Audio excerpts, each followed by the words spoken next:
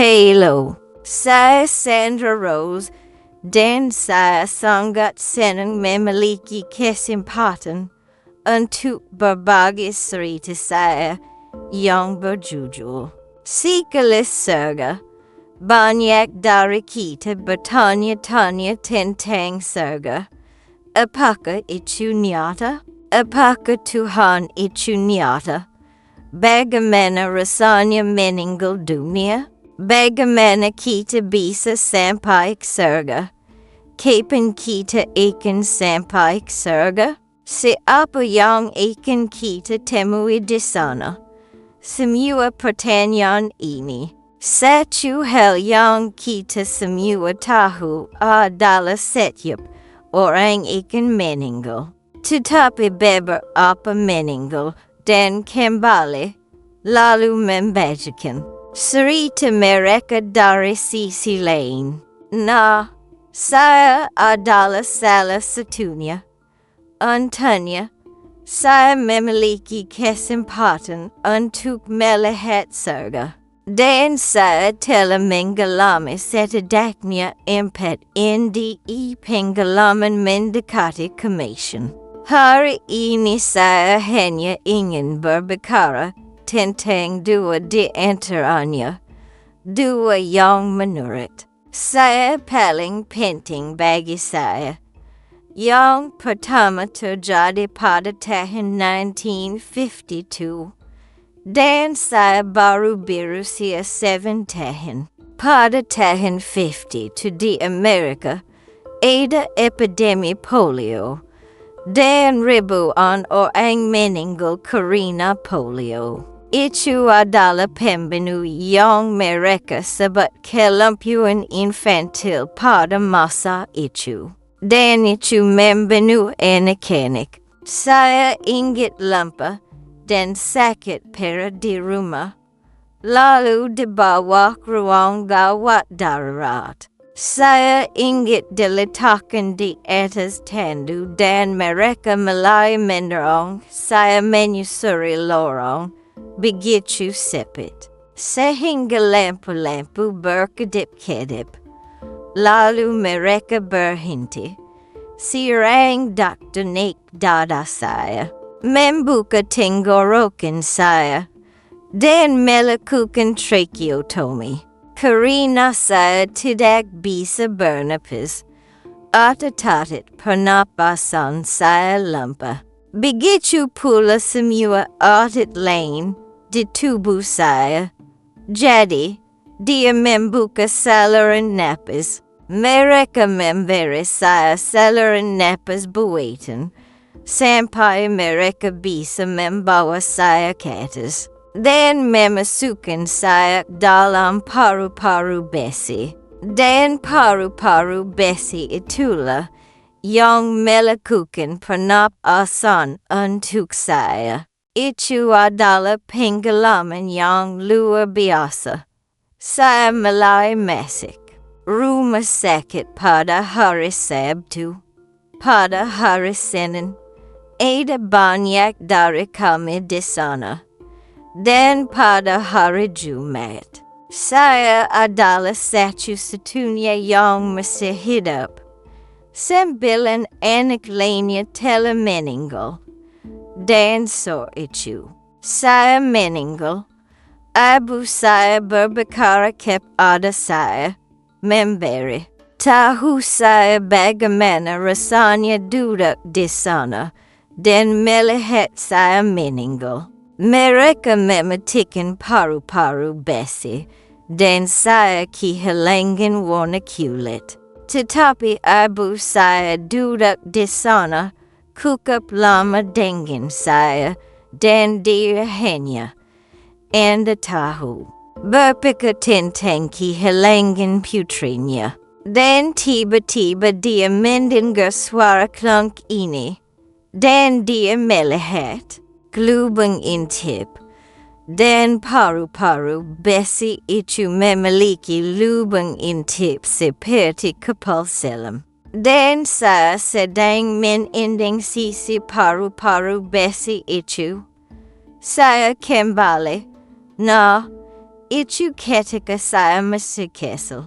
Saya tidak ingat banyak tentang ichu kecuali bahwa saya ingat bagaimana rasanya berada di paru-paru besi dan bagaimana rasanya beliau berjalan dan berbicara lagi. Tapi saya diberkati. Saya diizinkan memiliki hak istimewa untuk kunjungan kedua surga dan benar-benar mengingat. Semuanya, yang pertama adalah polio, tetapi yang kedua adalah pada tahun 1976. Saya adalah seorang wanita dengan masalah kewanitaan. Saat itu, di akhir usia 30-an, saya memiliki tumor suka dan kaneri yang kami pantau. Tidak masalah besar. Dan tiba-tiba, tumor itu tambah sukar dan keluar dalam waktu 3 minggu. Jadi dokter berkata, baiklah, kita perlu melakukan hysterektomi. Anda masih muda. Itu tidak masalah. Saya punya 3 anak saya, si kembar Eric dan Katrina. Dan Bob anak saya yang tunggal. Saya baik-baik saja. Singkirkan kondisi perkenker ini. Melakukan semua biopsi ini sepanjang waktu itu sangat mengerikan. Jadi perawat, kami melakukannya. Saya merasa hebat. Perawat berkata, ayo jalan-jalan. Saya pikir, bagus, jalan-jalan rasanya sangat enak. Tapi ingat, saya benar-benar terbuka di perut saya. Perut saya benar-benar tegang. Berjalan lebih seperti tahu yang hangat. Saya tahu yang hangat menyusuri lorong. Tetapi saya bergerak. Dan perawat meraih bahu saya. Dan saya ingat merasakan sakit yang membakar ketika dia menarik saya kembali. Itu sakit. Nah, saya kembali tempat tidur saya. Saya ingat merangkak tempat tidur saya. Oh, syukurlah saya kembali tempat tidur saya. Dan saya tertidur pulas. Sekarang saya tahu saat itu sang hari karena ruangan itu terang ketika saya pergi tidur. Tetapi ketika saya bangun, lampu-lampu gelap dan saya berpikir, oh, astaga, saya menggumpal. Saya merasa basah, saya dingin, saya basah. Saya berpikir, oh, astaga, saya menggumpal. Saya tidak tahu harus berbuat apa. Saya meraih tombol panggil. Saya berada di papan for yang kaku dan kuno. Jadi saya tidak bisa meraih tombol panggil saya, yang berada di sisi yang salah. Jadi saya berkata kepada sekamar saya, tolong nyalakan lampu dan panggil perawat. Nah, yang saya dengar hanyalah teriakannya dan teriakanku. Saya mengalami pendarahan hebat. Darah keluar begitu deras hingga membasahi selamat di dada dan perut saya. Dan saya ingat dengan sangat lembut bangkit di atas tubuh saya. Dan ini menarik. Itu saya di bawah sana. Dan itu saya di atas sini. Dan oh, lihat apa yang mereka lakukan di bawah sana. Mereka semua sibuk dengan tubuh saya dan mencoba melakukan apa yang mereka coba lakukan untuk saya. Dan ichu menarik, saya tidak merasakan sakit lagi. Saya tidak sakit. Dan saya hanya melihat di atas sini dan di atas, mengawasi semua yang terjadi. Dan saya tahu itu saya. Tetapi saya benar-benar tidak merasakan hubungan apapun antara saya di sini dan saya di bawah sana. Tetapi saya hanya tahu bahwa saya tidak sakit. Dan itu terasa sangat enak. Dan saya hanya mengawasi semua kerebutan yang terjadi. Dan kemudian tiba-tiba, saya sedikit berbalik dan melihat ke atas. Dan seluruh langit ruangan terbuka. Dan itu adalah langit. Dan tanpa usaha saya sendiri, saya ingat dengan lambat naik melalui celah di langit-langit itu. Dan itu seperti memiliki pesawat kecil yang terbang relatif rendah. Oh, ada rumah sakit. Saya berada di atas rumah sakit di Glen Falls. Jadi ada Glen Falls di bawah sana. Dan saya bisa melihat rumah saya di Queensbury. Ini benar-benar rapi. Seperti memiliki pesawat pribadi kecil. Anda sendiri yang melayang-layang di atas sana. Dan kemudian tiba-tiba saya berada di awan. Seperti Anda berada di pesawat jet dan Anda melihat awan putih lambat ini di atas sana. Ini benar-benar rapi. Saya pikir itu sangat menyenangkan untuk melakukan ini. Saya tidak merasakan sakit sama sekali dan tidak ada rasa takut sama sekali. Dan kemudian tiba-tiba saya menjadi semakin sempit. Itu adalah bintang-bintang. Saya tahu orang-orang berbicara tentang melihat terowongan dan kekosongan. Saya melewati bintang-bintang. Kira saya memikirkannya adalah seperti acara TV lama Star Trek. Starship Enterprise akan melewati medan bintang dengan kecepatan warp. Saya hanya melihat melewati bintang-bintang. Saya tidak tahu berapa lama saya pergi. Saya tidak tahu seberapa jauh saya pergi. Tetapi setelah beberapa saat saya mulai melambat. Sedikit melambat. Dan di depan saya bisa melihat cahaya datang dari cakrawala di sana. Dan ketika saya semakin dekat, saya bisa melihat kota yang indah ini. Itu hanya Berlin. Itu hanya indah.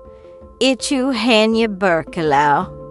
Dan ketika saya semakin dekat, saya melihat ada teman-teman di sekeliling bagian luar dan tembak besar yang tampaknya menjelajahi selamanya. Dan ketika saya turun lebih dekat, saya semakin menderit di teman. Saya menyadari bahwa ada seseorang di sana di dekat pintu masuk. Nah, itu bukan pintu. Itu adalah gerbang. Itu tidak memiliki gerbang. Tetapi itu adalah lengkungan. Itu indah. Dengan kolam-kolam. Dan itu terbuka. Dan saya ingat mengatakan, oh, astaga, itu kakek saya. Sekarang kita selalu bertanya-tanya. Siapa yang akan kita temui ketika kita sampai ke surga? Saya kira saudara saya Billy. Dia terbunuh pada usia 17 tahun dalam kecelakaan kereta api. Dan saya kadang-kadang merasakannya. Orang lain merasakan Billy. Dia memiliki semangat yang menyenangkan. Atau mantan suami saya Mark. Atau mungkin ibu. Dan saya. Tapi kemudian, itu masuk akal. Setelah bertahun-tahun ini. Nah, saya melihat kakek saya. Dan dia meninggal relatif muda.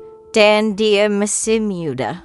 Tetapi dia memiliki dua kaki ketika dia meninggal. Dia memiliki masalah peredaran darah.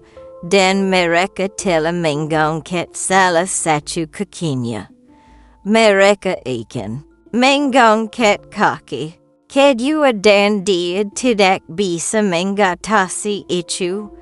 Jadi dia meninggal. Saya tidak pernah memiliki kesempatan untuk mengungkapkan selamat tinggal kepadanya. Dan saya selalu merasa tidak enak tentang itu. Tidak memiliki kesempatan untuk mengungkapkan selamat tinggal kepada kakek. Dia sangat istimewa bagi saya dan saya. Senang dia ada di sana. Saya tidak pernah merasa takut sama sekali. Jadi dia berkata, masuk sekarang. Jadi kami pergi dari taman ini ke halaman. Ruang yang sangat besar dan kolam yang membentang selamanya. Hanya kolam-kolam hias yang indah dan indah selamanya. Dan di sebelah kiri ada taman lain. Dan ada pohon-pohon. Dan bunga-bunga dari setiap warna. Dan saya tidak bisa melupakan bagaimana bahkan daun-daun pohon tampak berkilau. Segalanya begitu hidup dan begitu bersemangat.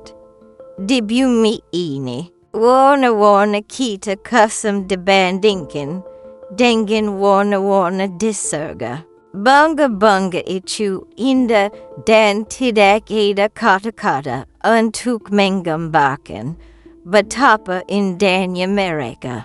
Dan pohon-pohon serta aroma bunga-bunga semuanya berbau seperti parfum. Itu sangat indah. Dan saya ingin menyentuh semuanya. Dan saya berbicara dengan kakek saya sebentar. Saya berterima kasih kepadanya atas semua hal yang telah dia lakukan.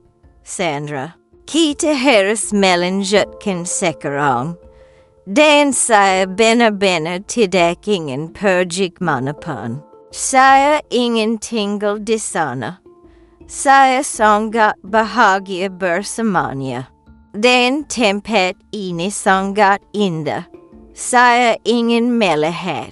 Saya bisa melihat pangkit-pangkit bangunan. Di sisi lain halaman berikutnya. Dan saya bisa melihat bahwa kolam ini membentang. Saya ingin pergi ke sana dan melihat apa yang ada di sana. Saya bisa mendengar musik. Saya tidak mendengar suara, tetapi saya mendengar musik yang indah. Dan saya suka musik. Saya ingin pergi melihat di mana musik itu. Dan saya sangat senang untuk menikmati semua ini. Saya ingin tinggal.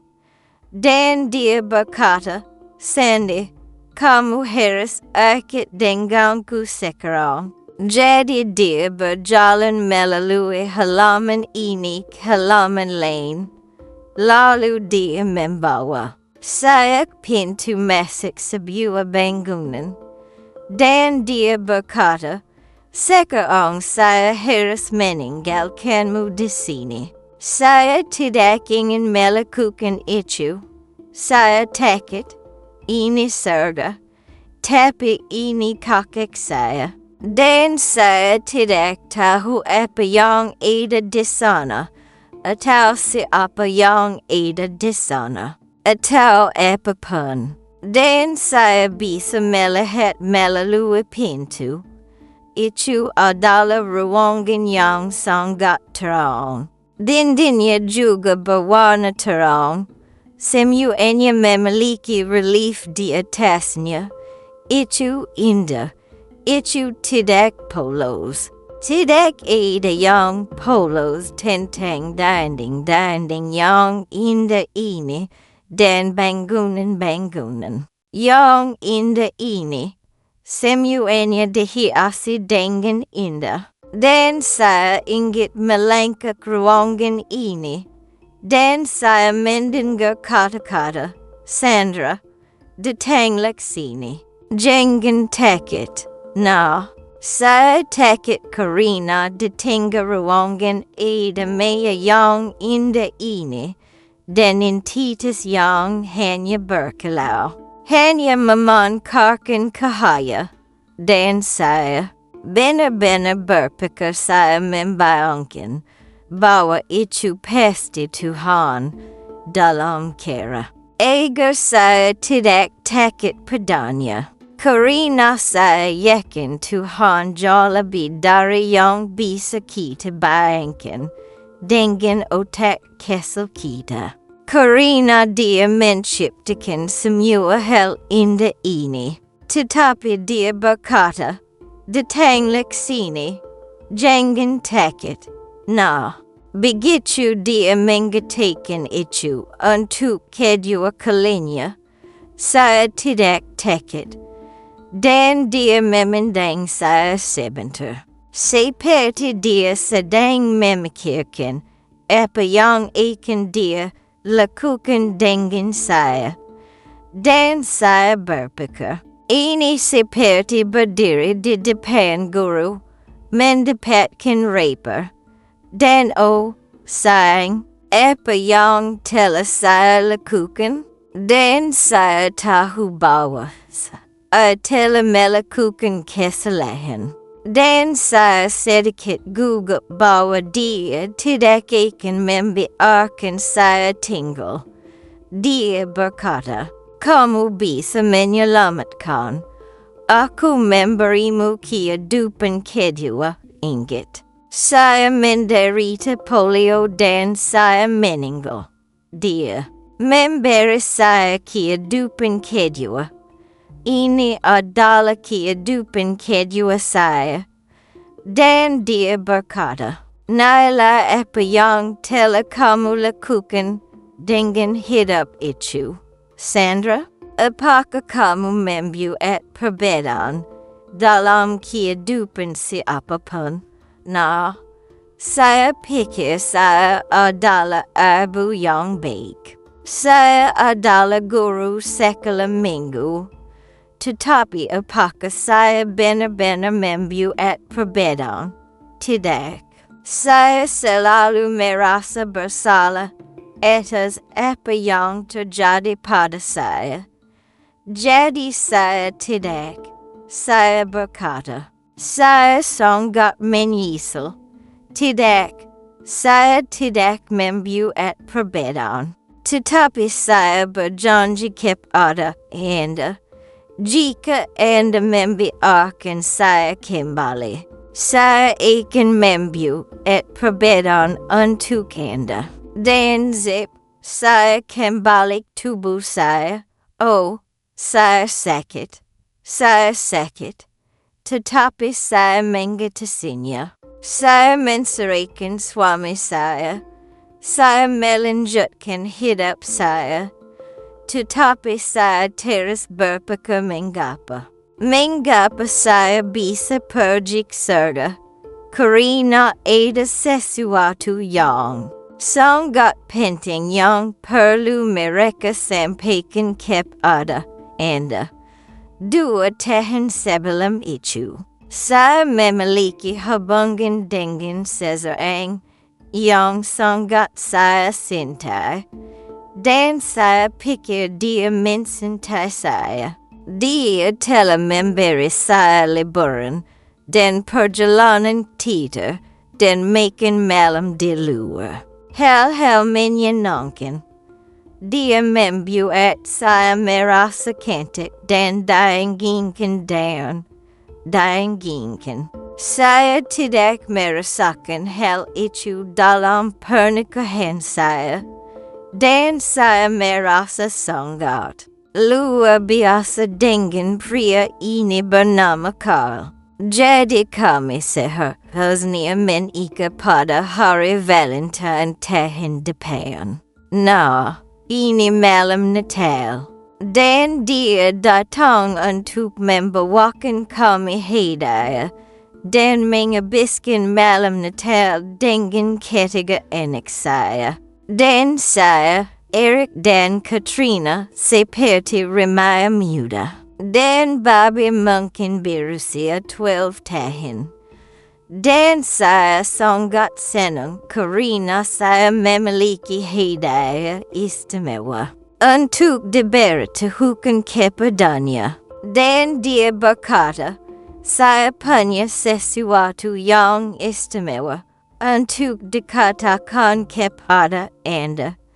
Dan saya berpikir, saya juga punya, karena saya hamil bayinya. Sekarang keluarga saya baru saja mengusir saya karena mencintai pria ini dan tidak tahu tentang bayi itu, tetapi karena mencintai pria ini, tetapi saya pikir dia akan bahagia karena dia sudah pernah menikah sebelumnya dan dia bercerai, dan anak-anaknya diadopsi.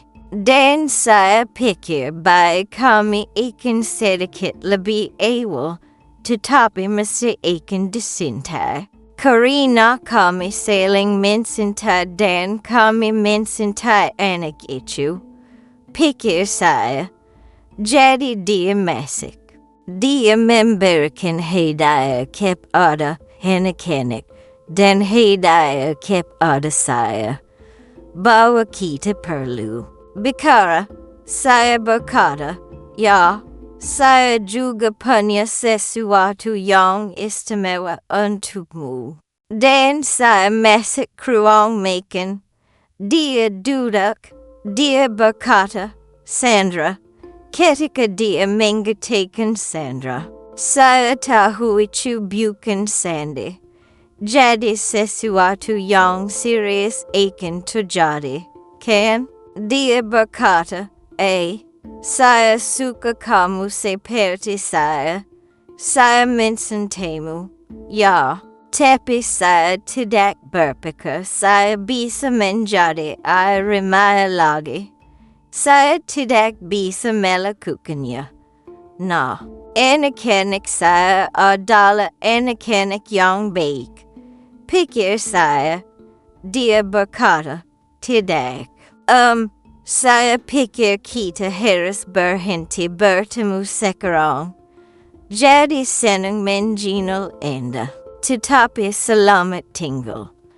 Bisakah Anda bayangkan bagaimana perasaan saya? Saya duduk di sana, seolah-olah saya terkena peluru meriam di perut. Saya merasa bodoh. Setiap kata buruk yang bisa Anda pikirkan, kotor, bodoh, ditinggalkan, hilang. Saya kembali ke anak-anak saya. Saya menidurkan mereka, dan saya tetap tersenyum. Dan itu Natal. Itu sudah berakhir Natal. Dan saya menidurkan mereka. Dan saya masuk kamar saya dan lupakan tisu. Itu tidak berfungsi. Saya punya lap karena saya menangis air mata buaya. Saya tidak pernah merasa begitu tersesat dalam hidup saya, dan tidak pernah berada di titik rendah seperti ini. Dan itu adalah titik yang sangat rendah sehingga saya benar-benar tidak berpikir saya bisa hidup. Saya melakukan hal yang sangat bodoh. Saya sengaja overdosis pil yang seharusnya membunuh saya. Tetapi keesokan paginya saya bangun. Saya tidak mati, tetapi bayi saya meninggal. Saya keguguran bayi itu pagi setelah pagi Natal. Dan saya hidup. Dan saya harus hidup dengan rasa bersalah itu untuk waktu yang sangat lama. Nah, saya mulai memikirkan banyak hal. Saya harus menyatukan hidup saya karena saya membuat janji kepada Tuhan. Dan saya mengatakan kepadanya bahwa saya akan melakukan sesuatu. Saya akan melakukan sesuatu yang istimewa. Dan saya tidak tahu harus berbuat apa. Saya mulai mempelajari Alkitab lebih banyak. Saya pergi kelompok wanita. Saya pergi retreat. Saya suka retreat karena saya bisa benar-benar tersesat di dalamnya. Terkadang mereka hanya perlu tersesat di dalamnya dan mempelajari banyak hal. Jadi retreat yang saya ikuti ini sedikit berbeda. Itu adalah retreat yang sebenarnya memiliki 20 anggota dari gereja yang sama. 20 dari kami berasal dari gereja yang sama, termasuk pendeta saya dan istrinya. Dan kami bukan facilitator. Kami adalah peserta. Dan itu adalah akhir pekan Paskah. Dan judul retreat ini adalah Siapa Tuhan? Apakah Dia nyata? Dan apa artinya Dia bagi Anda? Ini menarik. Saya tahu siapa Tuhan. Dia ada dalam hidup saya setiap hari. Apakah Dia nyata? Tentu saja. Saya pikir saya akan menikmati berbagi ini. Saya pikir pemimpin berkata, ini adalah retreat diam. Tidak akan ada percakapan. Nah, itu dari jam 9 malam sampai jam 8 pagi keesokan harinya. Tidak ada percakapan antara suami dan istri. Tidak ada percakapan sama sekali. Mereka memberi kami tablet kami, daftar pertanyaan kami, dan pena kami, dan berkata, silakan. Nah, saya pikir ini akan mudah. Saya tahu bagaimana perasaan saya. Saya bisa menulis tentang ini. Saya tahu bagaimana perasaan saya. Jadi saya berjalan ke ruang utama. Duduk di samping perapian yang indah ini. Hujan di luar, lembab dan dingin di luar. Dan saya sibuk mengantar anak-anak saya menemui mereka. Saya tidak membawa perlengkapan hujan sama sekali. Dan saya ingat duduk di sana sambil berpikir. Baiklah, ini tidak apa-apa. Mari kita mulai membaca pertanyaan-pertanyaan itu. Saya mulai melihat pertanyaan-pertanyaan itu. Saya mulai bergerak. Di kursi seperti ini, Dan saya melai memutar tengen saya seperti ini. Saya berpikir, ada apa denganmu?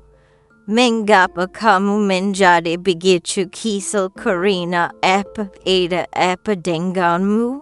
Dan ketika saya takut atau saya terluka, saya lari. Dan untuk beberapa alasan, saya sangat ketakutan berada di sana. Saya tidak tahu mengapa. Dan saya duduk di sana. Dan saya menjadi semakin gelisah. Saya tidak mengenakan mental. Saya bangkit dan melemparkan tablet saya dan berlari keluar melalui pintu ganda itu. Saya membuka paksa pintu ganda itu dan berlari keluar dalam hujan deras. Siapa di sana? Saya pergi. Dan ketika saya berlari, ada jalan masuk melingkar.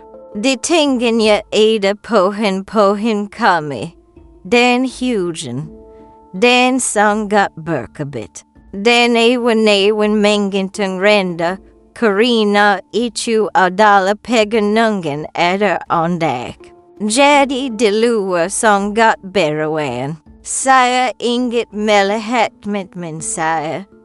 Dan tiba-tiba saya berhenti. Apa yang saya lakukan? Di mana saya? Apa yang terjadi? Dan saya hanya melakukan ini. Saya sangat tersesat. Ya Tuhan, mengapa? Mengapa saya di sini? Mengapa? Saya membuka mata. Saya di sekitar saya ada cahaya yang paling indah dan lembut. Seolah-olah saya terbangkit selamat yang indah dan lembut. Dan saya tidak takut. Dan saya tidak merasakan sakit apapun.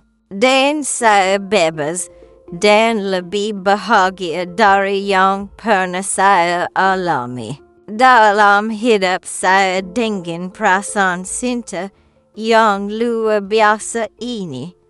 Dan saya tidak kehujanan. Dan saya bisa melihat teman-teman saya di sekeliling.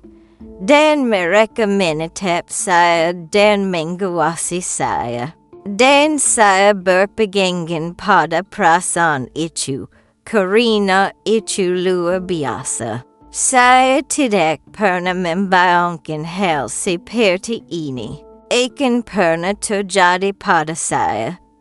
Saya hanya membacanya. Dan itu seperti, oh, astaga, saya tidak ingin melepaskan perasaan itu. Tetapi saya tahu saya harus kembali. Tapi saya menunggu sebentar dan saya mendengar dia berkata, Sandra, inilah tempat yang seharusnya kamu berada. Inilah permulaan. Inilah tempat yang seharusnya kamu berada. Tidak apa-apa. Dan dengan pesan itu, saya menjadi yuta dan hidup dan bahagia. Saya kembali kamar sama dan saya tidak basa kuyap ketika kembali. Dan ingat, itu adalah retreat dalam sampai jam 8 pagi keesokan harinya. Saya tidur. Saya tidak nanya yang terbaik yang pernah saya ingat malam itu. Karena saya hanya merasakan cinta Tuhan. Saya merasa hangat. Saya merasa dicintai. Saya merasa dilindungi. Saya merasakan semua yang perlu saya rasakan. Nah, keesokan paginya saya berpikir, mungkin saya bermimpi karena ini sangat ajaib. Itu tidak mungkin nyata. Kan? Jadi saya berkata kepada Clayton, pendeta saya, dia mengatakan yang sebenarnya, kan? Mengapa kamu mengatakan? Dia berkata, Sandy, kamu berada dalam cahaya, dan kamu bersinar. Saya berkata, tentu saja. Apakah kamu melihat sesuatu? Dia berkata, Sandy, kamu berada dalam cahaya. Sam, Ruth, semua teman saya berkata, apakah kamu mendengar sesuatu? Tidak, hanya hujan. Mereka tidak mendengar suara Tuhan, tetapi mereka melihat cahaya itu. Dan saya memberitahu mereka apa yang Tuhan telah katakan kepada saya. Sekarang, Clayton biasanya tidak sering membagikan mimbarnya. Dan hari Minggu berikutnya adalah Minggu Paskah. Dan dia berkata, Sandy, maka Anda memberitahu jemaat kami apa yang terjadi di sini akhir pekan ini? Dan itu adalah pertama kalinya saya berbicara tentang NDE. Dan saya bersabar memiliki kesempatan itu. Jadi kemudian saya tahu saya harus benar-benar terus maju.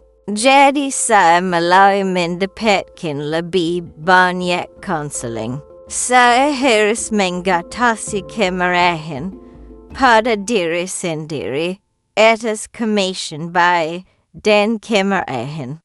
Karena berada dalam pernikahan yang buruk. Dan dalam hubungan yang buruk dengan Carl, saya memiliki banyak sampah yang harus saya urus. Jadi saya mulai menemui psikiater. Dan saya merasa baik tentang itu. Dan menjadi seorang pribadi. Dibutuhkan orang yang kuat untuk menenangkan saya. Dan Dr. Brian tahu bagaimana melakukannya. Nah, ini adalah satu sesi. Kami telah bersama cukup lama. Keempat banyak dari kami. Dan dia berkata, sekarang malam ini kita akan melakukan sesuatu yang berbeda. Anda harus membayangkan diri Anda sebagai objek mati. Nah, menjadi objek mati itu seperti jam atau meja, atau kursi. Saya adalah seorang pribadi. Jadi saya tidak mengatakan apa-apa. Dan seorang gadis berkata dia adalah singa. Itu tidak. Nah, dia adalah harimau. Mereka semua memiliki sesuatu yang hidup dan biasanya ganas. Saya adalah kucing, jika ada. Tetapi saya bukan kucing apapun. Dan sekarang saya berkata, ya Tuhan, saya ini apa dan astaga. Kata-kata itu keluar dari mulut saya. Saya adalah lampu Tiffany yang indah. Berharga tetapi peka menjadi 1000 keping. Saya bisa dibuat baru lagi. Saya tidak akan pernah sama. Tetapi saya masih bisa lebih baik. Dan berharga. Dan itu benar-benar awal dari saya. Sampai tempat saya berada hari ini. Pada bulan Mei 2022. Semuanya bersatu. Saya di rumah. Untuk alasan apapun yang kami tidak tahu pasti mengapa. Saya pingsan. Saya telah menjalani operasi punggung pada musim gugur sebelumnya. Saya malay jatak belakang, dan saya menyadari bahwa saya harus menggantikan diri saya. Saya telah menjalani operasi lumbar pada September sebelumnya, dan ini adalah Mei. Jadi saya meraih di belakang saya dan jatuh. Kepala saya membentur tepi kaki pintu, clunk, clunk. Dan saya menderit di pergelangan tangan saya di belakang darah lumbar saya. Nah, suami saya mendengar saya berteriak. Saya tidak bisa bergerak. Saya benar-benar patah kedua pergelangan tangan saya. Sedera tulang belakang di leher saya. Dan dua patah tulang belakang. Jadi, tidak perlu dikatakan. Bertebacu untuk menggantam kepala saya. Untuk memperlambat saya agar mendengarkan. Karena sebelum menjadi pribadi, saya selalu mencoba mencari tahu apa yang Tuhan ingin saya lakukan.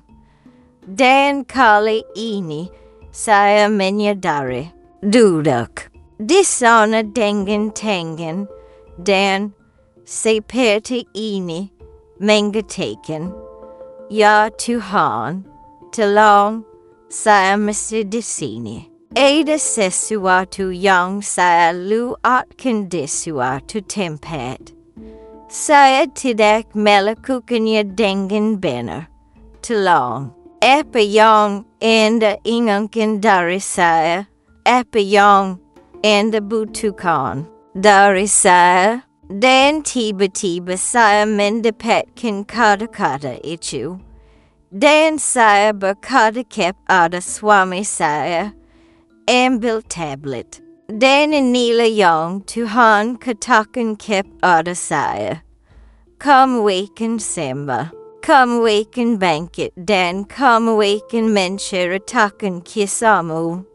Tetapi seluruh cerita yang baik dan yang buruk, penting bagi orang-orang untuk mengetahui seluruh cerita, untuk memahami semuanya, dan satu hal menggerak hal lain. Dan saya bertemu dengan kelompok sains yang mempelajari pengalaman mendekati kematian.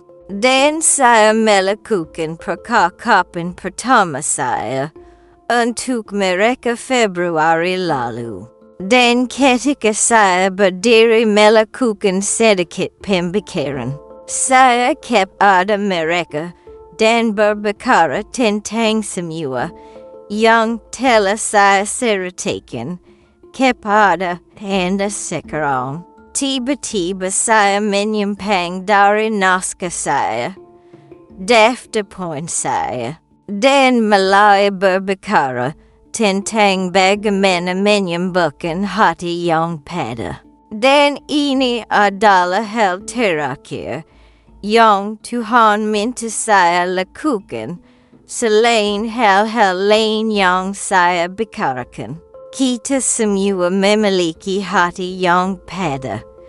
Kita semua memiliki rasa sakit dalam satu atau lain bentuk. Dan saya tidak berbeda dari orang lain, tetapi mungkin saya menghadapinya dengan cara yang berbeda. Jadi saya menyuruh audiens saya untuk membayangkan hati mereka. Dan saya benar-benar memberi mereka hati ketika mereka berada di audiens langsung. Saya memberi mereka hati kesal seperti ini untuk dipegang di dada mereka karena hati Anda patah. Seperti ini adalah tampilan hati kita ketika patah. Dan saya menyuruh mereka untuk memegang hati kesal itu di dada mereka. Sekarang bayangkan hati Anda seperti kotak kalender advent. Dengan semua pintu kecil di atasnya dengan kena pintu kuningan. Kecil yang mengkilap. Sekarang ketika Anda mulai membuka rasa sakit di hati Anda.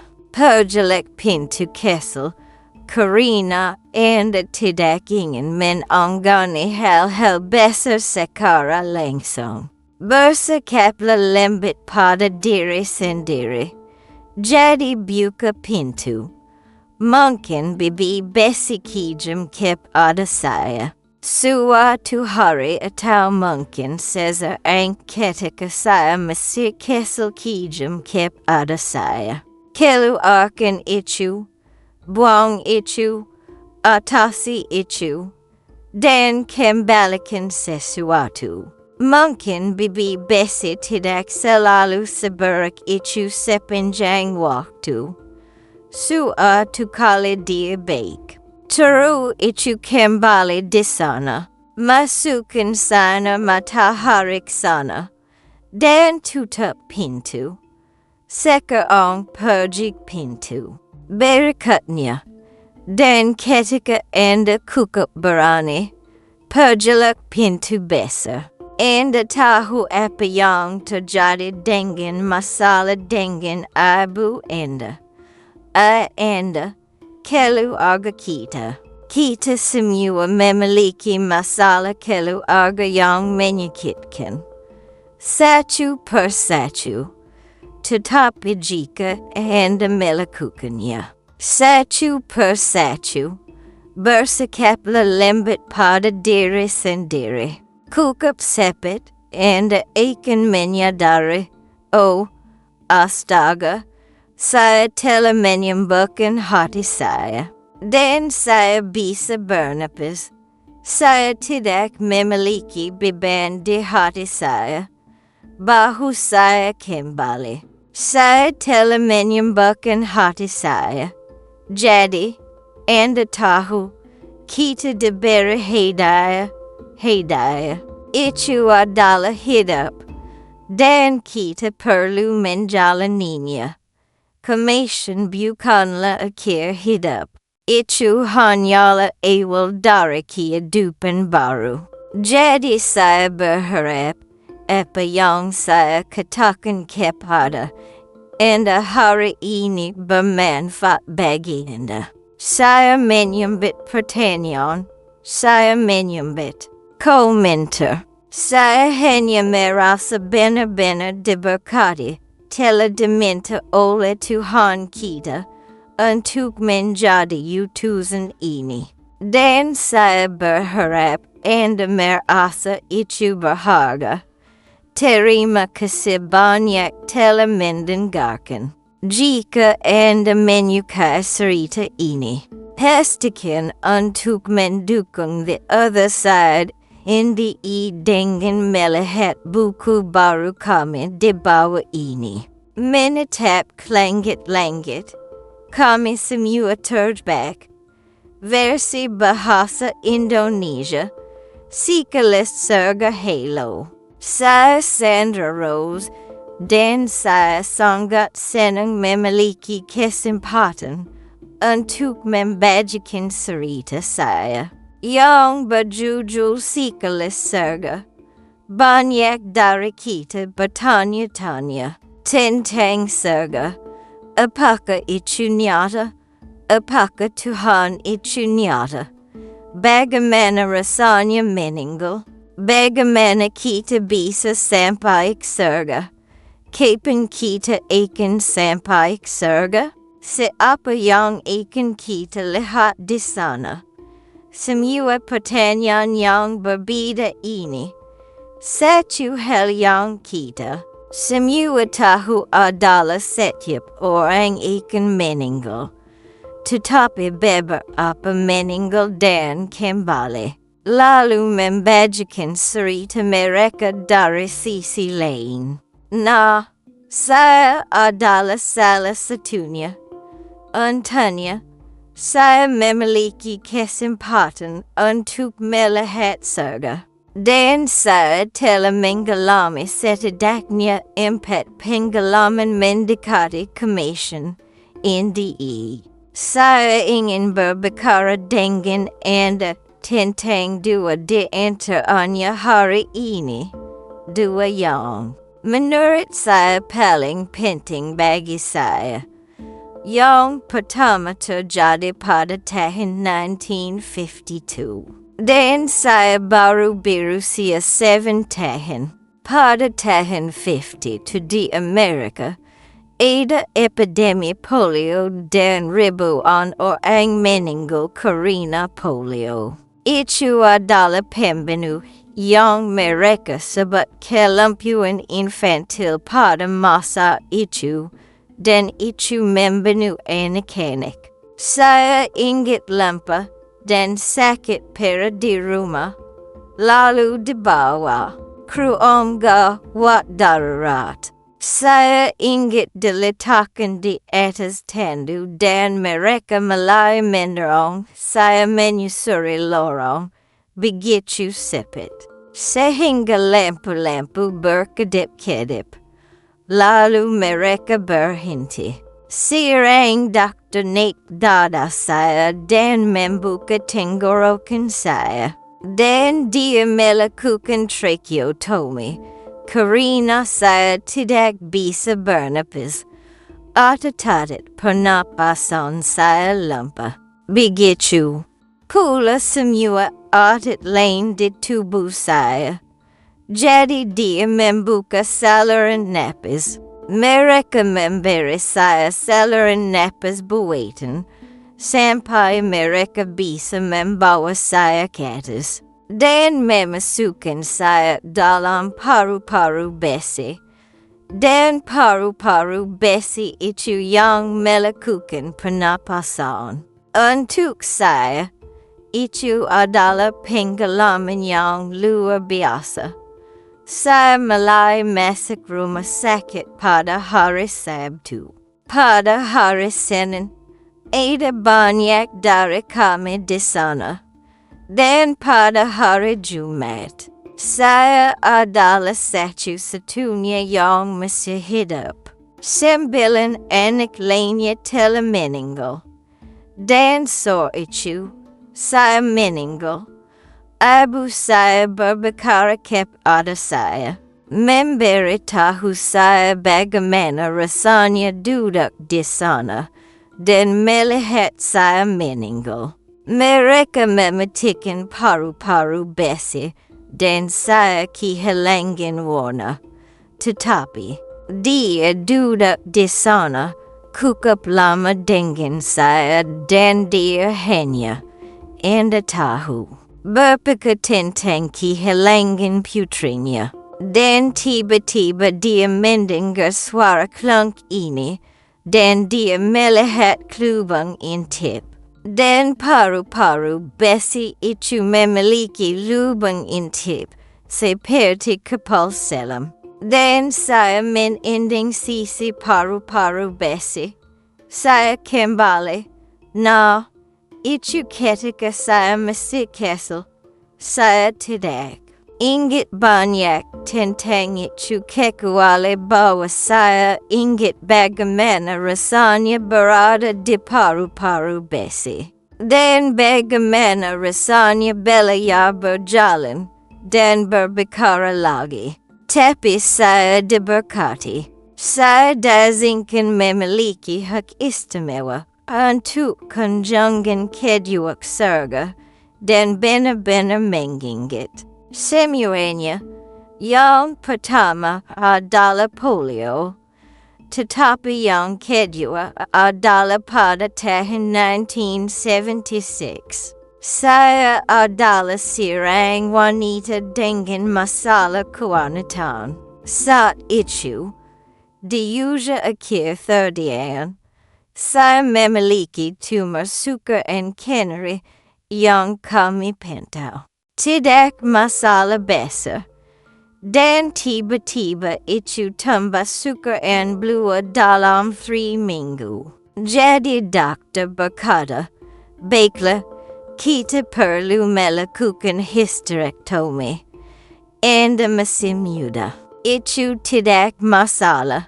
Saya punya tiga anak saya. Si Kembar, Eric, dan Katrina. Dan Bob, anak saya yang tunggal. Saya baik-baik saja. Singkirkan kondisi perkanker ini. Melakukan semua biopsi ini sepanjang waktu itu mengerikan. Jadi perawat, kami melakukannya. Saya merasa hebat. Perawat berkata, jalan-jalan. Saya pikir, bagus. Jalan-jalan rasanya sangat enak, tapi ingat. Saya benar-benar terbuka di perut saya. Perut saya benar-benar tegang. Berjalan lebih seperti bergoyang. Saya bergoyang menyusuri lorong, tetapi saya bergerak. Dan perawat meraih. Saya di bahu dan saya ingat merasakan rasa sakit yang membakar ketika dia menarik saya kembali. Itu sakit. Nah, saya kembali tempat tidur saya. Saya ingat merangkak tempat tidur saya. Syukurlah saya kembali tempat tidur saya. Dan saya tertidur pulas. Sekarang saya tahu saat itu siang hari karena ruangan itu terang ketika saya pergi tidur. Tetapi ketika saya bangun, lampu-lampu gelap dan saya berpikir, astaga, saya mengumpul. Saya merasa basah, saya dingin, saya basah, saya berpikir, astaga, saya mengumpul. Saya tidak tahu harus berbuat apa. Saya meraih tombol panggil. Saya berada di papan for yang kaku dan kuno jadi saya tidak bisa meraih tombol panggil saya. Yang berada di sisi yang salah. Jadi saya berkata kepada sekamar saya. Tolong nyalakan lampu dan panggil perawat. Nah. Yang saya dengar hanyalah teriakannya dan teriakanku. Saya mengalami pendarahan hebat. Darah keluar begitu deras sehingga membasahi selamat di dada dan perut saya. Dan saya ingat dengan sangat lambat bangkit di atas tubuh saya. Dan ini menarik. Itu saya di bawah sana. Dan itu saya di atas sini. Dan lihat apa yang mereka lakukan di bawah sana. Mereka semua sibuk dengan tubuh saya dan mencoba melakukan apa yang mereka coba lakukan untuk saya. Dan itu menarik. Saya tidak merasakan sakit lagi. Saya tidak sakit. Dan saya hanya melayang di atas sini dan di atas. Mengawasi semua yang terjadi. Dan saya tahu itu saya. Tetapi saya benar-benar tidak merasakan hubungan apapun antara saya di sini dan saya di bawah sana. Tetapi saya hanya tahu bahwa saya tidak sakit dan itu terasa sangat enak. Dan saya hanya mengawasi semua keributan yang terjadi. Dan kemudian tiba-tiba saya sedikit berbalik dan melihat ke atas. Dan seluruh langit ruangan terbuka.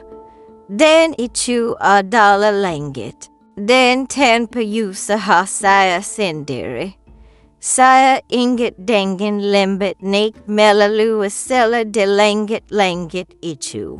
Dan itu seperti memiliki pesawat kecil yang terbang relatif rendah. ada rumah sakit. Saya berada di atas rumah sakit di Glen Falls. Jadi ada Glen Falls di bawah sana. Dan saya bisa melihat rumah saya di Queensbury.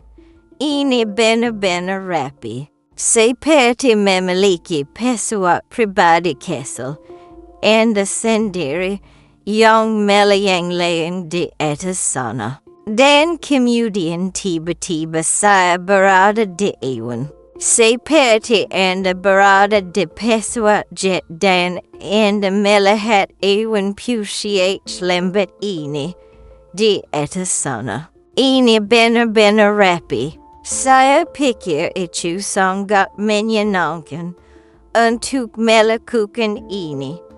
Saya tidak merasakan sakit sama sekali dan tidak ada rasa takut sama sekali. Dan kemudian tiba-tiba saya menjadi semakin sepit. Itu adalah bintang-bintang. Saya tahu orang-orang berbicara tentang melihat terowongan dan kekosongan. Saya melewati bintang-bintang. Kira saya memikirkannya adalah seperti acara TV lama Star Trek. Starship Enterprise ikan melewati medan bintang dengan kecepatan warp. Saya hanya melihat melewati bintang-bintang. Saya tidak tahu berapa lama saya pergi. Saya tidak tahu seberapa jauh saya pergi. Tetapi setelah beberapa saat saya mulai melambat. Sedikit melambat. Dan di depan saya bisa melihat cahaya datang dari cakrawala di sana. Dan ketika saya semakin dekat, saya bisa melihat kota yang indah ini. Itu hanya Berlin. Itu hanya indah. Itu hanya berkilau. Dan ketika saya semakin dekat, saya melihat ada teman-teman di sekeliling bagian luar dan tembak besar yang tampaknya menjelalingi selamanya. Dan ketika saya turun lebih dekat, saya semakin menderit di teman. Saya menyadari bahwa ada seseorang di sana, di dekat pintu masuk. Nah, itu bukan pintu. Itu adalah gerbang. Itu tidak memiliki gerbang. Tetapi itu adalah lengkungan. Itu indah. Dengan kolam-kolam. Dan itu terbuka. Dan saya ingat mengatakan, oh, astaga, itu kakak saya. Sekarang kita selalu bertanya-tanya, siapa yang akan kita temui ketika kita sampai ke surga. Saya kira saudara saya Billy. Dia terbunuh pada usia 17 tahun dalam kecelakaan kereta api. Dan saya kadang-kadang merasakannya. Orang lain merasakan Billy. Dia memiliki semangat yang menyenangkan. Atau mungkin suami saya Mark. Atau mungkin ibu. Dan ayah saya. Tapi kemudian, itu masuk akal setelah bertahun-tahun ini. Nah, saya melihat kakak saya. Dan dia meninggal relatif muda dan dia masih muda. Tetapi dia memiliki dua kaki ketika dia meninggal. Dia memiliki masalah peredaran darah dan mereka telah mengangkat salah satu kakinya. Mereka akan mengangkat kaki kedua dan dia tidak bisa mengatasi itu. Jadi dia meninggal. Saya tidak pernah memiliki kesempatan untuk mengungkapkan selamat tinggal kepadanya. Dan saya selalu merasa tidak enak tentang itu. Tidak memiliki kesempatan untuk mengungkapkan selamat tinggal kepada kakek. Dia sangat istimewa bagi saya dan saya senang dia ada di sana. Saya tidak pernah merasa takut sama sekali. Jadi dia berkata, masih sekarang. Jadi kami pergi dari taman ini ke halaman. Ruang yang sangat besar dan kolam yang membentang selamanya. Hanya kolam-kolam hias yang indah dan indah selamanya. Dan di sebelah kiri ada taman lain. Dan ada pohon-pohon dan bunga-bunga dari setiap warna. Dan saya tidak bisa melupakan bagaimana bahkan daun-daun pohon tampak berkilau. Segalanya begitu hidup dan begitu bersemangat. Di bumi ini, warna-warna kita kusam dibandingkan dengan warna-warna di surga. Bunga-bunga itu indah dan tidak ada kata-kata untuk menggambarkan betapa indahnya mereka. Dan pohon-pohon serta aroma bunga-bunga semuanya berbau seperti parfum. Itu sangat indah. Dan saya ingin menyentuh semuanya. Dan saya berbicara dengan kakek saya sebentar. Saya berterima kasih kepadanya atas semua hal yang telah dia lakukan. Sandra, kita harus melanjutkan sekarang. Dan saya benar-benar tidak ingin pergi kemanapun. Saya ingin tinggal di sana. Saya sangat bahagia bersamanya. Dan tempat ini sangat indah. Saya ingin melihat. Saya bisa melihat pangkik-pangkik bangunan. Di sisi lain halaman berikutnya. Dan saya bisa melihat bahwa kolam ini membentang. Saya ingin pergi ke sana dan melihat apa yang ada di sana. Saya bisa mendengar musik. Saya tidak mendengar suara, tetapi saya mendengar musik yang indah, dan saya suka musik. Saya ingin pergi melihat di mana musik itu, dan saya sangat senang. Untuk menikmati semua ini, saya ingin tinggal. Dan dia berkata, Sandy, kamu harus ikut denganku sekarang. Jadi dia berjalan melalui halaman ini ke halaman lain. Lalu dia membawa saya ke pintu masuk sebuah bangunan. Dan dia berkata, sekarang saya harus meninggalkanmu di sini. Saya tidak ingin melakukan itu. Saya takut. Ini surga. Tapi ini kakek. Saya tidak tahu apa yang ada di sana, atau siapa yang ada di sana, atau apapun. Dan saya bisa melihat melalui pintu. Itu adalah ruangan yang sangat terang. Dindingnya juga berwarna terang. Semuanya memiliki relief di atasnya. Itu indah. Itu tidak polos. Tidak ada yang polos tentang dinding-dinding yang indah ini dan bangunan-bangunan yang indah ini. Semuanya dihiasi dengan indah. Dan saya ingin melangkah ruangan ini. Dan saya mendengar kata-kata, Sandra, datanglah ke sini, jangan takut. Nah, saya takut karena di tengah ruangan ada Maya yang indah ini, den in Titus yang henya berkelau.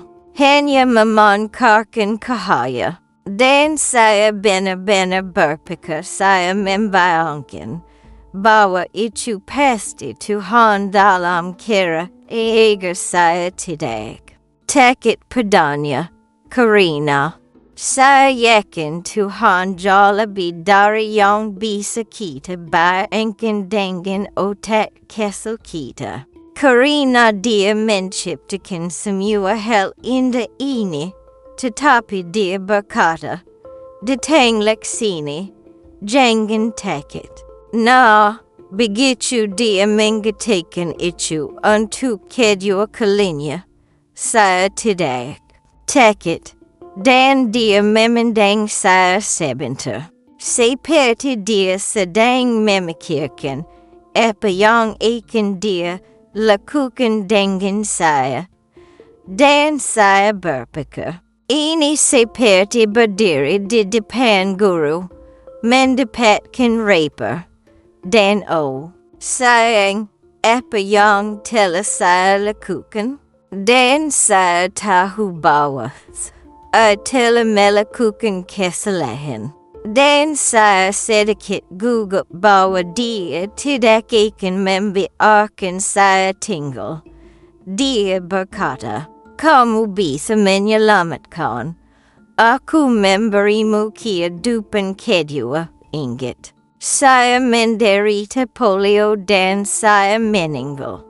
Dia memberi saya kehidupan kedua. Ini adalah kehidupan kedua saya.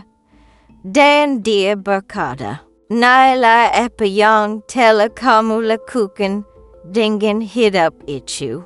Sandra, apakah kamu membuat perbedaan dalam kehidupan siapapun? Nah, saya pikir saya adalah ibu yang baik. Saya adalah guru sekolah minggu. Tetapi apakah saya benar-benar membuat perbedaan? Tidak. Saya selalu merasa bersalah atas apa yang terjadi pada saya. Jadi saya tidak. Saya berkata, saya sangat menyesal. Tidak, saya tidak membuat perbedaan. Tetapi saya berjanji kepada Anda. Jika Anda membiarkan saya kembali, saya akan membuat perbedaan untuk Anda. Dan saya kembali tubuh saya. Saya sakit. Saya sakit. Tetapi saya mengatasinya. Saya menceraikan suami saya. Saya melanjutkan hidup saya. Tetapi saya terus berpikir mengapa. Mengapa saya bisa pergi ke surga? Karena ada sesuatu yang sangat penting yang perlu mereka sampaikan kepada Anda. 2 tahun sebelum itu, saya memiliki hubungan dengan seseorang yang sangat saya cintai. Dan saya pikir dia mencintai saya. Dia telah memberi saya liburan dan perjalanan tidur dan makan malam di luar. Hal-hal menyenangkan. Dia membuat saya merasa cantik dan diinginkan. Saya tidak merasakan hal itu dalam pernikahan saya. Dan saya merasa sangat luar biasa dengan pria ini bernama Carl. Jadi kami seharusnya menikah pada hari Valentine tahun depan. Nah, ini malam Natal.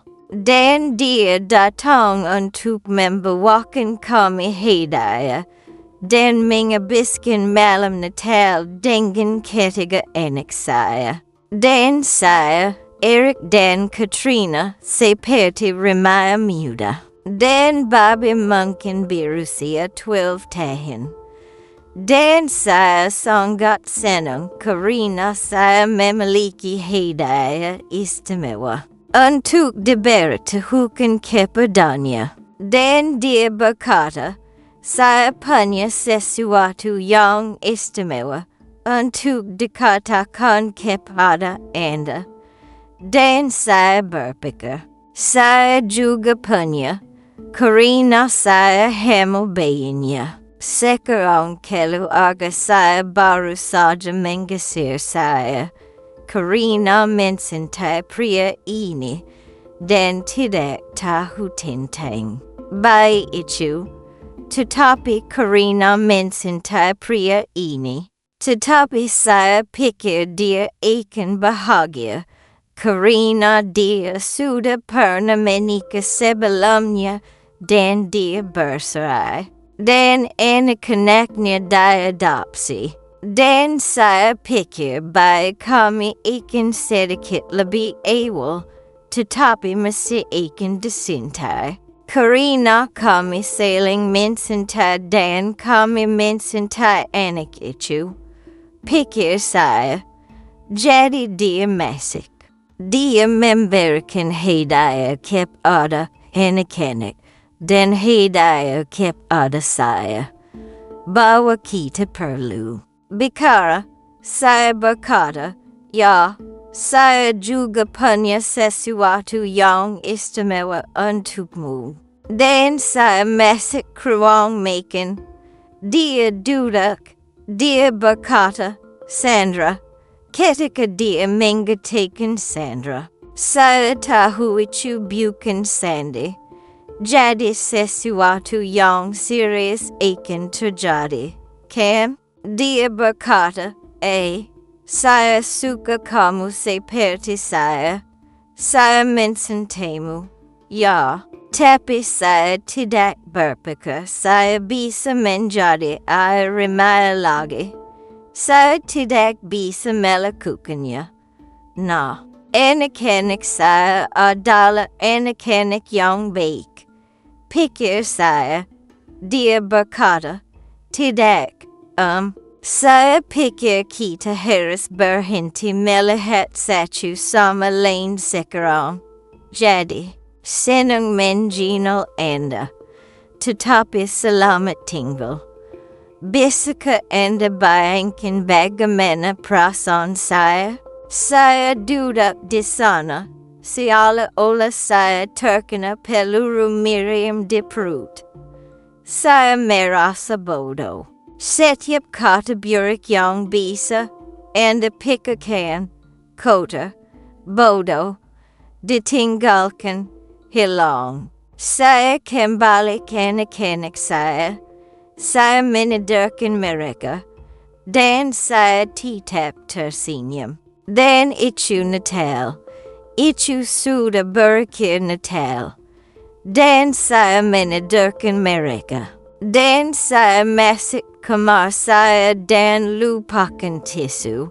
Itu tidak berfungsi. Saya punya lap karena saya menangis air mata buaya. Saya tidak pernah merasa begitu tersesat dalam hidup saya. Dan tidak pernah berada di titik rendah seperti ini.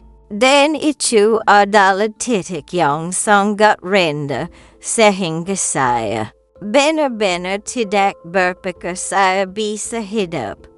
Saya melakukan hal yang sangat bodoh. Saya sengaja overdosis pil yang seharusnya membunuh saya. Tetapi keesokan paginya saya bangun.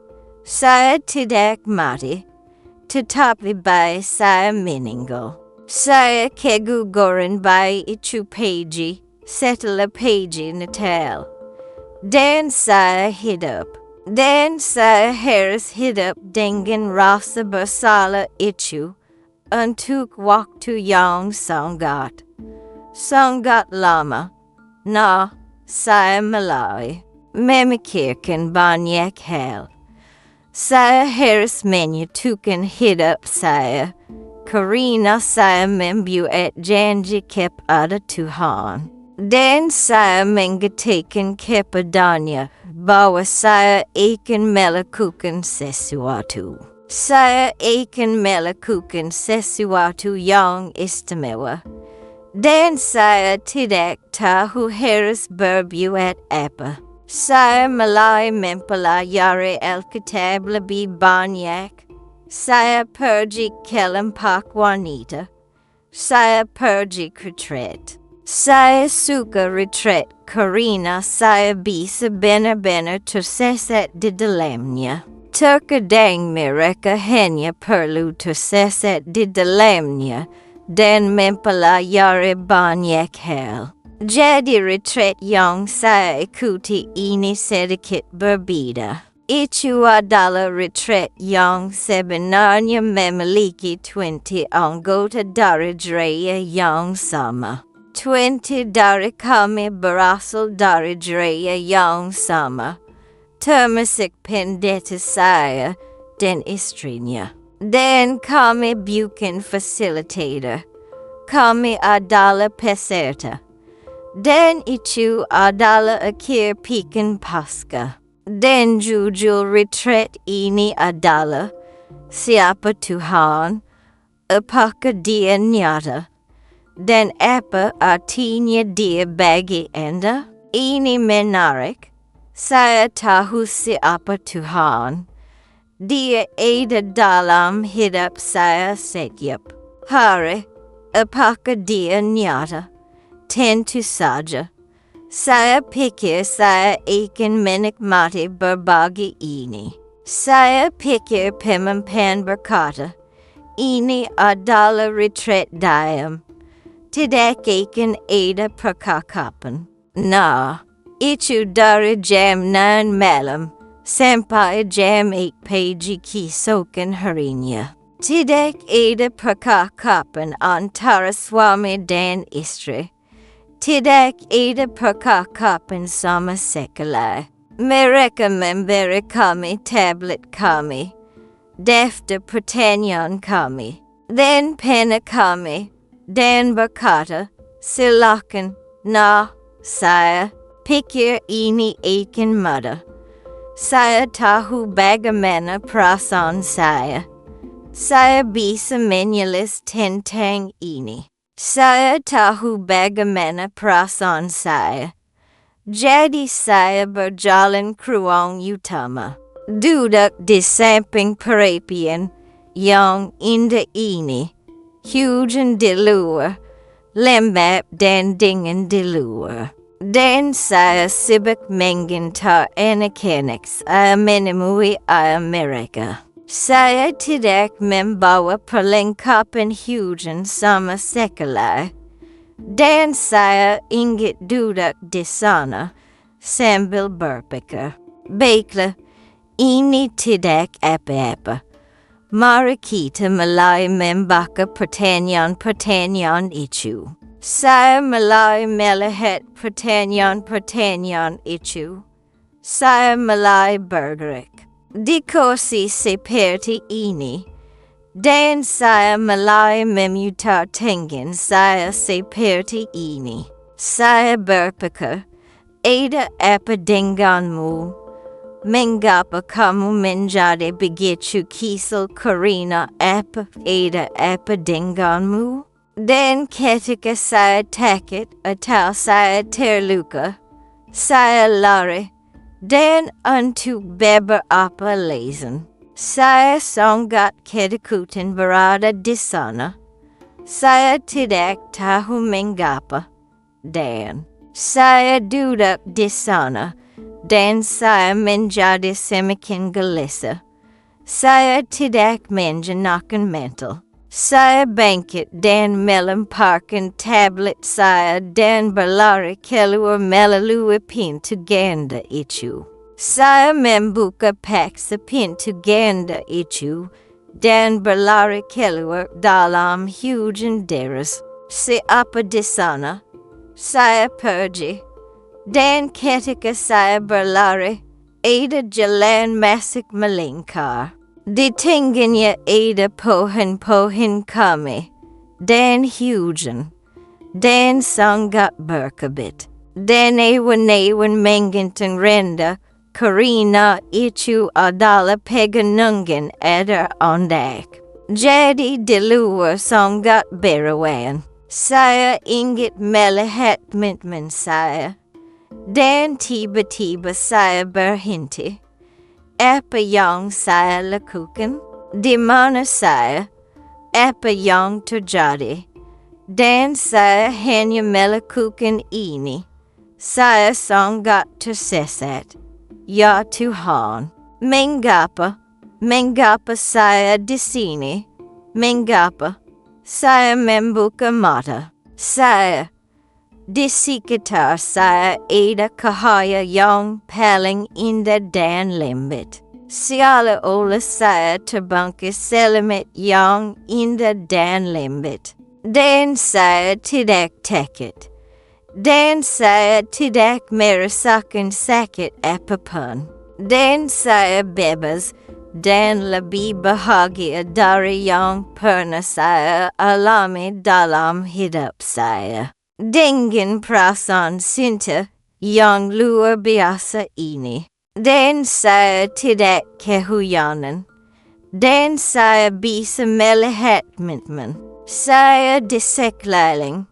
Dan mereka menatap saya dan mengawasi saya. Dan saya berpegangan pada perasaan itu.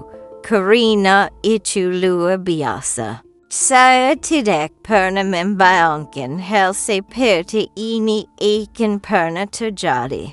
Pada saya hanya membacanya. Dan itu seperti, oh, astaga, saya tidak ingin melepaskan perasaan itu.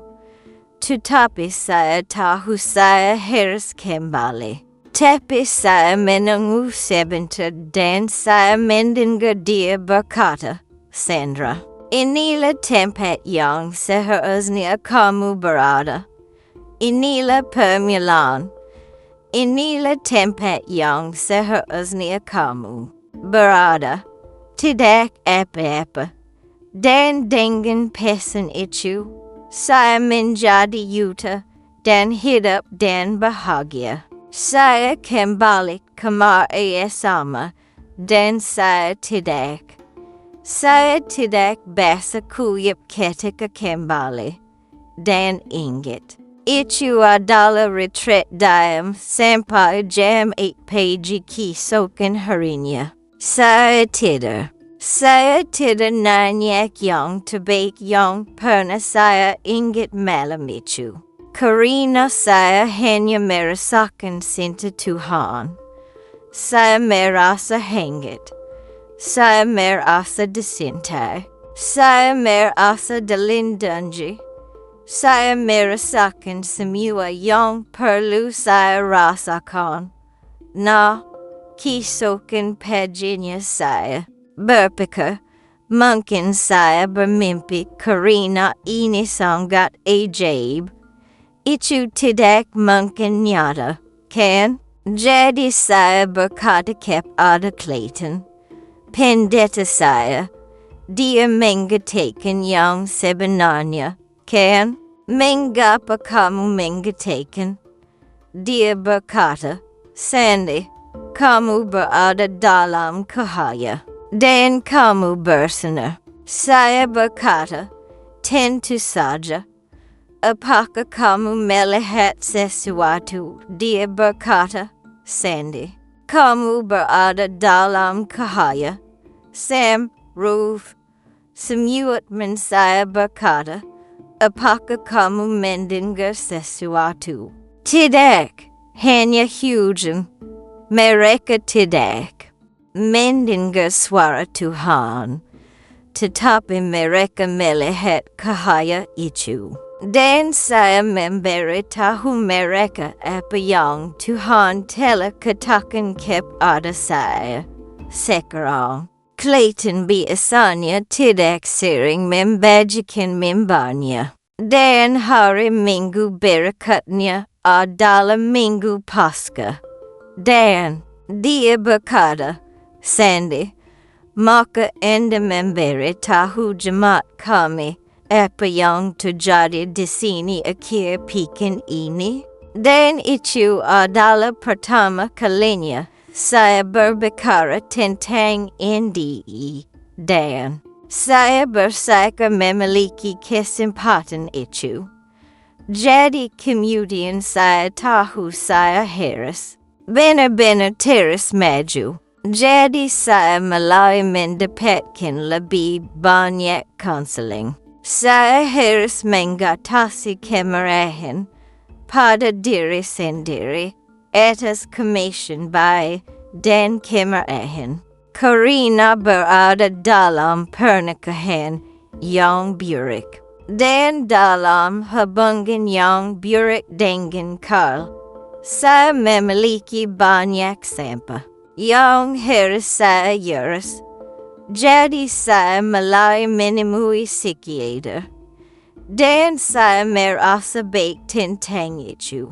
Dan menjadi seorang pribadi dibutuhkan orang yang kuat untuk menenangkan saya. Dan Dr. Brian tahu bagaimana melakukannya. Nah, ini adalah satu sesi. Kami telah bersama cukup lama. Kelempak banyak dari kami. Dan dia berkata, sekarang malam ini kita akan melakukan sesuatu yang berbeda. Anda harus membayangkan diri Anda sebagai objek mati.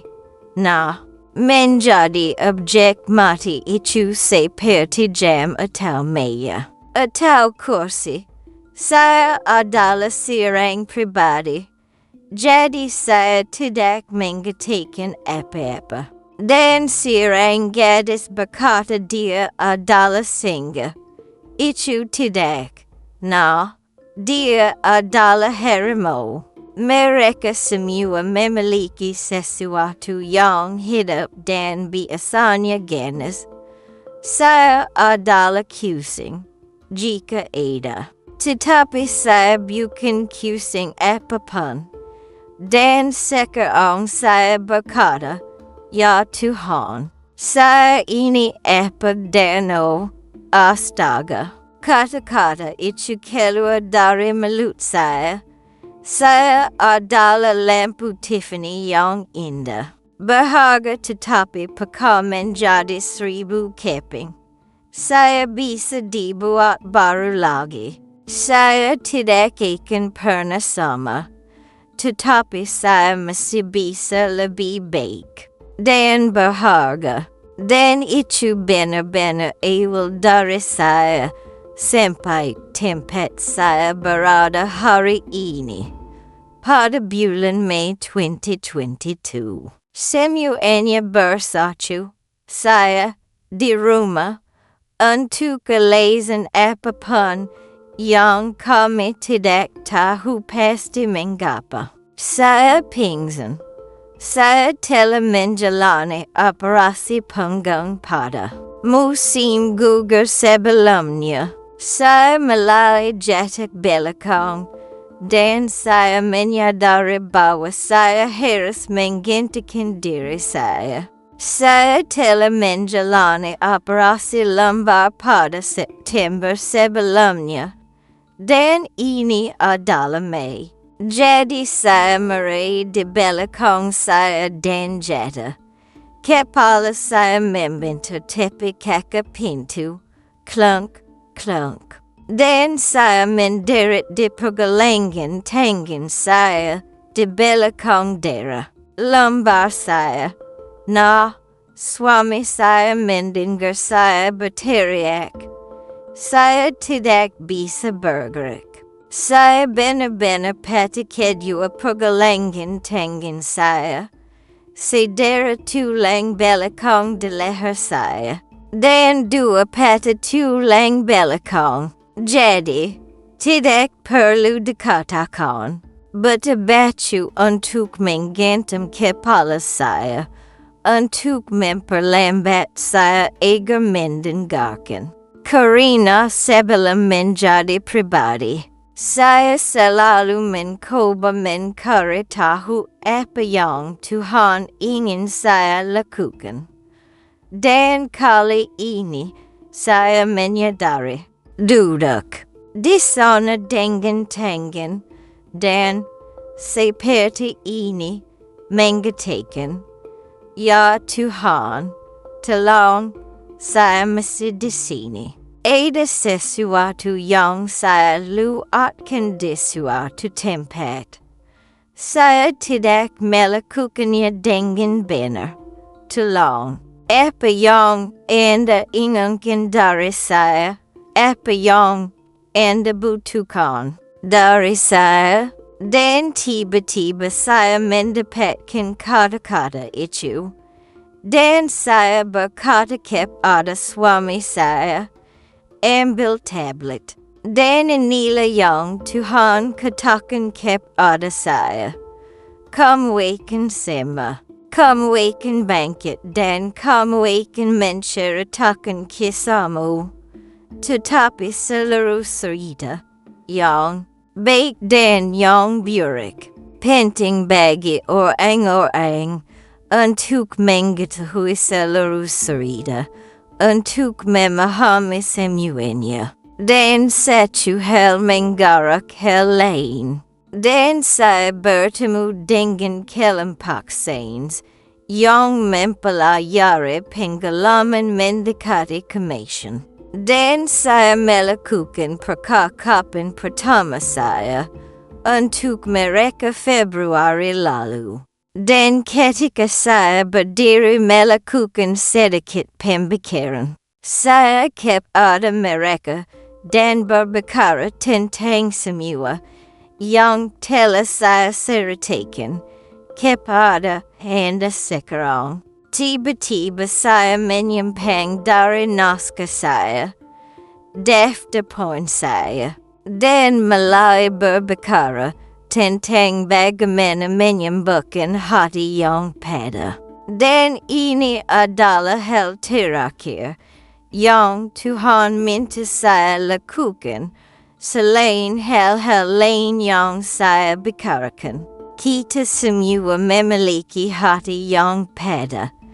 Kita semua memiliki rasa sakit dalam satu atau lain bentuk. Dan saya tidak berbeda dari orang lain, tetapi mungkin saya menghadapinya dengan cara yang berbeda. Jadi saya menyuruh audiens saya untuk membayangkan hati mereka. Dan saya benar-benar memberi mereka hati ketika mereka berada di audiens langsung. Saya memberi mereka hati kesal seperti ini untuk dipegang di dada mereka karena hati Anda pada. Seperti ini adalah tampilan hati kita ketika pada. Dan saya menyuruh mereka untuk memegang hati kesal itu di dada mereka. Sekarang bayangkan hati Anda seperti kotak kalender Advent, dengan semua pintu kesal di atasnya dengan kenap pintu kuningan. Kesal yang mengkilap. Sekarang ketika Anda mulai membuka rasa sakit di hati Anda, perjelak pintu kesal karena Anda tidak ingin menanggani hal-hal besar secara langsung. Bersikaplah lembut pada diri sendiri. Jadi buka pintu. Mungkin bibi besi kijam kepada saya. Suatu hari atau mungkin seseorang ketika saya masih kesal kijam kepada saya. Keluarkan itu, buang itu, atasi itu, dan kembalikan sesuatu. Mungkin bibi besi tidak selalu seburuk itu sepanjang waktu. Suatu kali dia baik. Taruh itu kembali di sana. Masukkan sana matahari sana. Dan tutup pintu. Sekarang pergi pintu. Berikutnya, dan ketika Anda cukup berani, pergilah pintu besar. Anda tahu apa yang terjadi dengan masalah dengan ibu Anda. Anda, keluarga kita. Kita semua memiliki masalah keluarga yang menyakitkan. Satu persatu. Tetapi jika Anda melakukannya satu persatu, bersikaplah lembut pada diri sendiri. Cukup. Sepet Anda akan menyadari, oh, astaga, saya telah menyembuhkan hati saya, dan saya bisa bernapas. Saya tidak memiliki beban di hati saya. Bahu saya kembali. Saya telah menyembuhkan hati saya. Jadi, Anda tahu, kita diberi hidayah. Hidayah itu adalah hidup, dan kita perlu menjalaninya. Kematian bukanlah akhir hidup. Itu hanyalah awal dari kehidupan baru. Jadi saya berharap apa yang saya katakan kepada Anda hari ini bermanfaat bagi Anda. Saya menyambut pertanyaan. Saya menyambut komentar. Saya hanya merasa benar-benar diberkati. Telah diminta oleh Tuhan kita untuk menjadi utusan ini. Dan saya berharap Anda merasa itu berharga. Terima kasih banyak telah mendengarkan.